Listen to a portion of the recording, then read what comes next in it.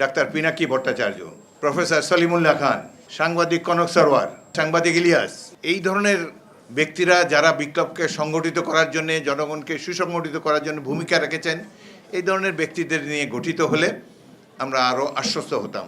Professor Yunus, তাকে পতিত সরকার অনেক হেনস্থা করেছে, সুতরাং তিনি একটি বিপ্লবী সরকারের নেতৃত্ব দিতে যাচ্ছেন। তার এই অভিজ্ঞতা অতীতে ছিল না, তিনি ছিলেন বেসিক্যালি শিক্ষক। এই আন্দোলনের বিপ্লবে সরাসরি অংশগ্রহণ করেছেন আইনমন্ত্রী জনাব আসিফ নজরুল, বারবার নির্যাতিত হয়েছেন আরেকজন উপদেষ্টা আদিলুর রহমান। বাকি যারা উপদেষ্টা আছেন তারা দেশের কৃতি সন্তান, কিন্তু অনেকের মধ্যে বিপ্লবী চরিত্র নাই। এদের কেউ কেউ হাসিনা সরকারের পৃষ্ঠপোষকতায় ছিলেন, হাসিনা সরকারকে সমর্থনও দিয়েছেন। আমরা এই মুহূর্তে আর এসব তিক্ততা দেখতে চাই না।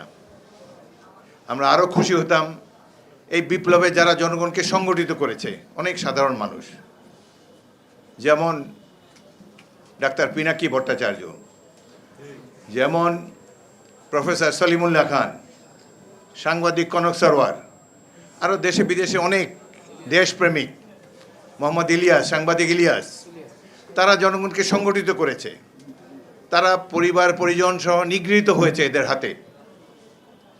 এই ধরনের ব্যক্তিরা যারা বিপ্লবকে সংগঠিত করার জন্য, জনগণকে সুসংগঠিত করার জন্য ভূমিকা রেখেছেন, এই ধরনের ব্যক্তিদের নিয়ে গঠিত হলে আমরা আরও আশ্বস্ত হতাম।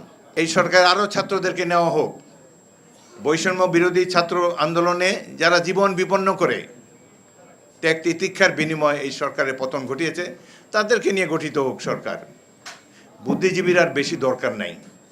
আমাদের দেশে ভালো বুদ্ধিজীবী আছে, আরেক শ্রেণীর বুদ্ধিজীবী আছে, তারা সকল সংকটের সময় মুখ বন্ধ করে ঘরে বসে থাকেন, কিন্তু বিজয় অর্জনের পর ক্যামেরার সামনে সবার আগে এসে উপস্থিত হন।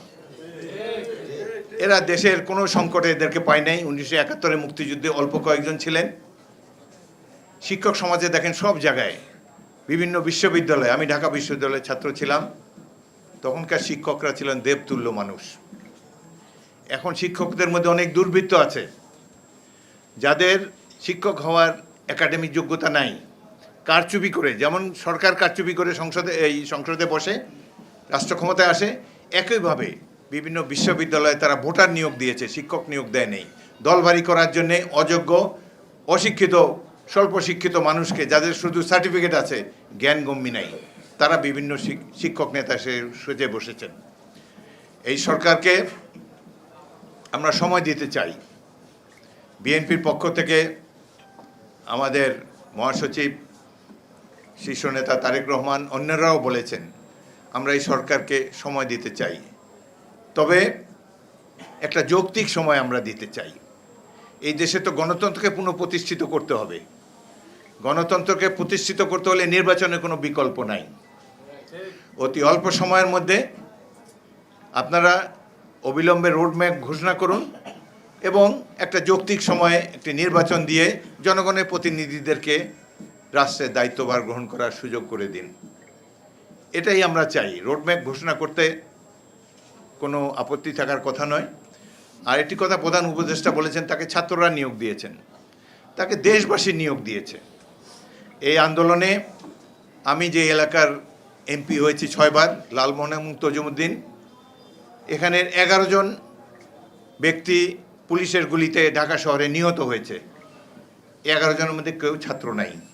এরা অধিকাংশই শ্রমিক, ব্যবসায়ী, রাজনৈতিক কর্মী। সুতরাং ছাত্রদেরকে অবশ্যই সাধুবাদ দেই। ত্যাগের বিনিময়ে এরা দেশ থেকে পালিয়ে যেতে বাধ্য হয়েছে, কিন্তু সারা দেশবাসী এই আন্দোলনে অংশগ্রহণ করেছে। ছাত্রদের সাথে সাথে ছাত্রদের পিতামাতারাও রাস্তায় ছিল। অতীতে এই ধরনের দৃশ্য কখনো আমরা দেখিনি। এটি হলো বিপ্লব। যারা কেবল বইতে পড়েছেন বিপ্লব, ভাগ্যবান আপনারা, এই বিপ্লব রাজপথে দেখতে পেয়েছেন, যেখানে পিতা পুত্র কন্যারা মিলিতভাবে রাজপথে সরকারের বিরুদ্ধে আন্দোলন করছে, পানি খাওয়াচ্ছে, খাবার নিয়ে আসছে। বিশেষ করে ছাত্রীরা, তারা লাজুক, বাংলাদেশে তারা নিজেদেরকে আড়ালে রাখতেই পছন্দ করেন, কিন্তু ছাত্র ভাইদের উপরে অত্যাচার নির্যাতন যেভাবে গুলিবর্ষণ করেছে এটি থেকে তারাও স্থির হতে পারে নাই। মা বাবাকে নিয়ে ছাত্রীরাও পর্যন্ত রাজপথে এসেছে। প্রফেসর ইউনূস সাহেব, আমরা বিএনপির পক্ষ থেকে আপনাকে আশ্বস্ত করতে চাই, দেশের জনপ্রিয় দল বিএনপি, যার অন্তর্ভুক্ত জাতীয়তাবাদী মৎস্যজীবী দল, আমরা সবাই আপনাকে সহযোগিতা করব, আপনার হাতকে শক্তিশালী করব, আপনি দেশকে গণতন্ত্রের পথে নিয়ে যান।